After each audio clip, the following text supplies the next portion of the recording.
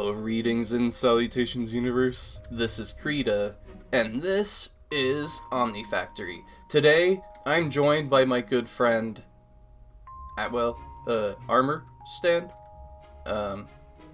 Anyway, in today's episode, we are actually putting on a different suit of armor, and I even have a spare in case things go wrong.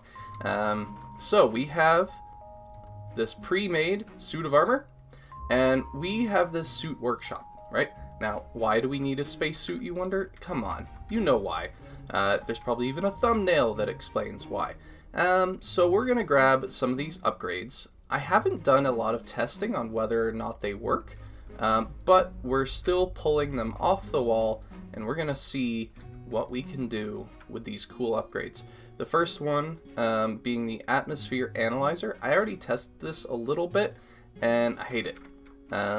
We already know that we can't breathe on the moon, so yeah. It might be useful if we try and build a base somewhere and put oxygen in it and whatnot, but for now, we're just going to put on this helmet. Hi! And along with that, we're going to put... we already have some pressure tanks. We're going to put this jetpack on here and more pressure tanks. Nice. Then for the space suit legs, we're putting on a whole bunch of bionic legs. And for the boots, if we take a look at Advanced Rocketry, you'll see that the only thing that we can really do with boots, from my understanding, is the padded boots. And these require a... where is it? Slice and Splice, which needs tungsten steel. We don't have access to that quite yet. We're not there in the quests. So that's us in our suit. Now we are ready to make the infamous walk towards the space launch area. Now, what do I mean by the space launch area? Well, I have been busy on a project of relatively large magnitude. Whoa! Oh. Okay. Yeah, so running with these boots is hilariously fun. Got it. Whee! Oh, geez. Alright. A little bit too powerful, but that's okay. Can we fly? Oh, I can't fly. Oh, you can see something in the background. That is the Sea of Creeta. And that is the building we're going to go take a look at. Behold, the launch platform. This is where we're going to take off. We already have a pre-built rocket. Over there you can see the crawler that will get us, well, theoretically can move the crawler from this building. This is the vehicle assembling building.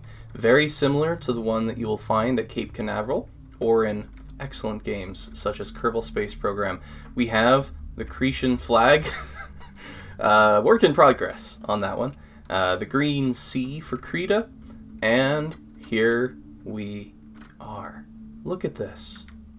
We have scaffolding for where we were working on the rocket. Obviously there's none on this side because the crawler just took the rocket over there. We have a rocket in progress. This is a little crane. Look at this little thing. This crane is currently moving around some engines to build the base. Over here, we have another crane, which just picked up this very large portion of the tank, and it's moving it right there. Look at that. How awesome is that? We even have a truck, which has the tank, which had the tank coming in, and then we have a completely ready rocket right here. In fact, we can take a look in this computer and scan this rocket, and it should work out, right? Oh, it needs energy. That's okay. That's all right. Now, we'll have to fix that later. Oh, we even have like little elevators right here. You can see that this portion is gone. We have this elevator right here on a little crane, which looks like it might be able to move. Oh, this was such a fun build. All right, now this rocket has already been tested. All right, So we have thrust of 280, weight of 259, or 257, I can't read, and fuel. Everything looks fantastic. Now, the first thing that we have to do is actually build this thing. So it's going to be built. Fantastic. That'll take a moment. While we're waiting, and I did have to take this armor off to do that flight, we need a linking tool to link everything together. Now, where did we put the linking tool? There we go. Excellent. We even have the teleport travel anchors all over the place. And we're going to, in a moment, link this fueling station to the rocket. Now, it's a very large rocket, so to assist with that, we have 8 more fueling stations. This thing is going to be fantastic. And in case we ever have a guest, we do have a second seat inside. Oh, how fantastic. All right, it looks like it has been built. It doesn't look quite as right anymore. And build complete. I don't need to get rid of that. Come back to my inventory, please. Thank you. We're going to link, shift, link, successful. And I'm going to link all the other ones as well. Link successful. There we go. You'll see all of these lines are the linking lines, and we can take a look and see that the fuel is rising quite rapidly. There's a bar over here. We're already about half full. There are just a few more things that we need to do to take off. We're going to access the guidance computer right here, and we need to put in the planet ID chip into here, which will allow us to select where we're going. Now, obviously, we're going to the moon, but if we wanted, we could actually build a space station, and I might in the future. So, unprogrammed, try to remember, select destination, there we go. Now, we're going to select Luna, and click select, and just double check, make sure it is planet name Luna. Fantastic. All right, the next step that we want to do is, once again, put on our spacesuit. I'll actually probably put away this armor into this inventory. Along with that, that's okay. So, we don't have any oxygen currently. The tanks in here are very empty. So, I have a sneaky little spot in here, which has our gas charge pads. Now, it has an RF feature on it. I don't think it actually needs RF, but we can stand on here and it fills up our tanks. And from my understanding, the jetpack needs fuel as well. So that is our hydrogen. So now we have oxygen and hydrogen. And from my understanding, we should be able to fly somehow, but I need to remember how. All right, it would seem that X is the set key for this. Now, the only issue with this is it's going to be very finicky to get it up. Cool. If I press X again, it doesn't seem to work. And our hover upgrade, not sure how to activate that, but yeah, good enough. So we can fly over here and try not to hurt ourselves on the way down. So I believe that the rocket should be quite close to being filled. Let's just double check. Fuel is full. Everything else is nominal. I think we are ready for launch. Now, I have one last thing to test.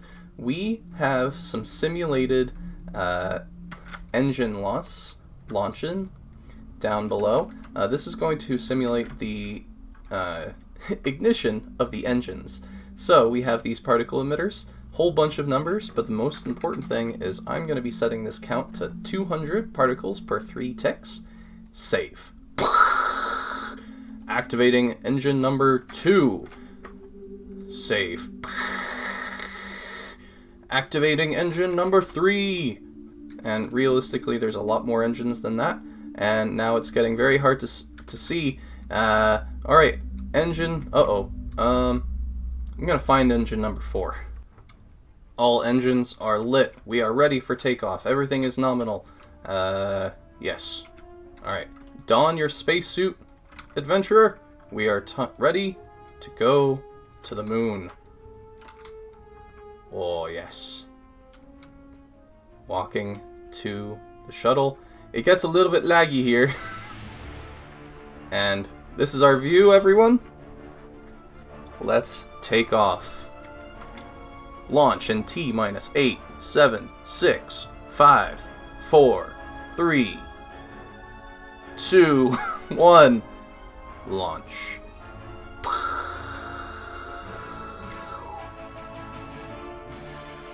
Alright, where is... There we are.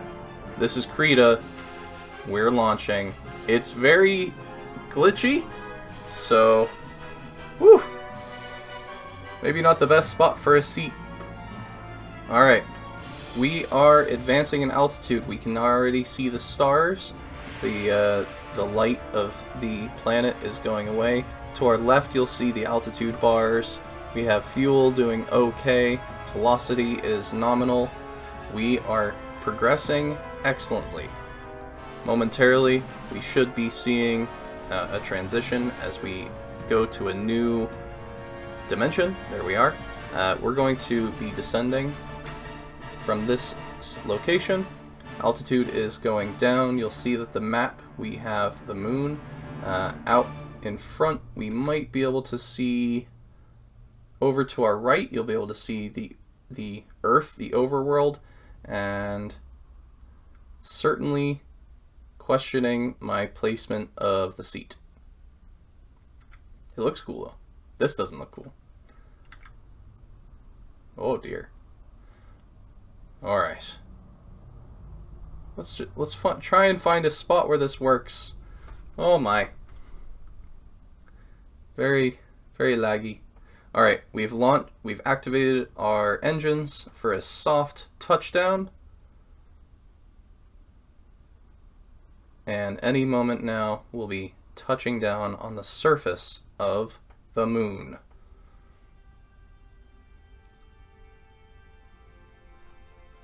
All right. Now we should just be able to shift off. And now we are on the top. We're surrounded by smoke. But we will locate... Where on earth are we? Oh, there we are. Okay. It's a very tall rocket. And this was one small step for Creeta, one giant step for Creeta kind. Oh, and we're not dead. That's fantastic. Alright. That doesn't look right. Oh, there we go. Alright. The smoke is dying down. Took a little while. Gravity is not very high here. This is a normal jump. Whee! Whee! Oh, this is fantastic. I love the moon. Alright. Now, we had everything ready to be able to come into here. We are going to grab out a Rutile Dislocator. And I believe that we also had a pedestal. And we're going to want at least one dislocator, which will take us to this location. So let's find a good little spot for that. I'm thinking in front of the window. Where's the window? Ooh, running is very fast. Alright, this is good. Put down a pedestal, look at the rocket, shift, right click. This now will teleport us to Rutile, and this dislocator will teleport us to the moon. So let's make sure everything works.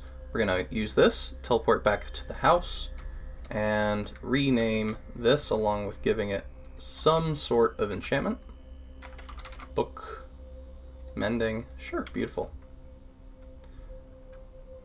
Right here, dislocator, moon. Beautiful. We're going to go to the... Oh, look how cool that dragon is. I love it. We're going to go to this room. We have the end, void, the s'more factory, the pagoda. I think this is sort of to the dimensional side, so we'll put down that and try going to the moon again. I don't see the rocket. There's the rocket. Awesome. This is fantastic. All right. So what can we do here on the moon? There is a likelihood of us having some sort of scannable things, and we also want some of this moon turf. From my understanding, the moon turf we can pulverize it into moon dust. The moon dust is important for quantum flux, and we can also centrifuge it for deuterium. Awesome! Deuterium is important for a whole bunch of crafting. And the other thing that I'm looking for, I was hoping to see some indication of awesome ores down below, but I'm not seeing any.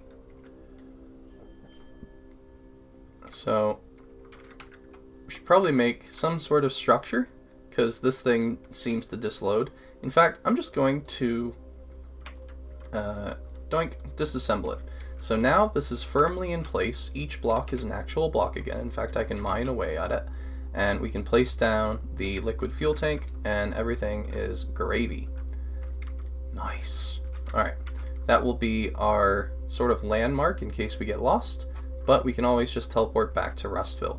I'm going to look around for a minute and see if there's anything super interesting. There we go. That's what I'm talking about. So what is this color? Whenever you get to a new location, I find it's kind of useful to try and figure out what do these colors represent. This looks like it's an aluminum vein of some sort. What do we got here? Ilmenite. Rutile. Hey, rutile is very important. And titanium. I'm seeing the symbol for titanium. Rutile, we need to take that apart into titanium tetrachloride, and that will give us access to titanium, which is the critical building block for EV, I believe. Nice. Gonna get a bit of this. Now, in between episodes, I did end up making a flux bore, and I'm just sort of looking around for anything else that might be down here, but for the most part, everything seems to be this one ore type. Maybe I'm just getting very confluffled on what the ratio is supposed to be. This jetpack is turning out to be incredibly useful. Loving it. But this is a new area. I haven't been to this spot, and I bet if I do my scanner, we'll see this vein, and I'm not seeing any other colors other than that. It's kind of interesting. But maybe if we go to something that's not the Moon Dark area. So Moon Dark, I imagine, is supposed to be like a crater. And if we come over here, maybe this just standard moon area is different. So let's check. Scan. I'm not seeing anything now. There we go. That's probably more rutile. Very interesting. Doing the exploration. What do you think, Kitty? We are now joined by a kitty as we explore the moon.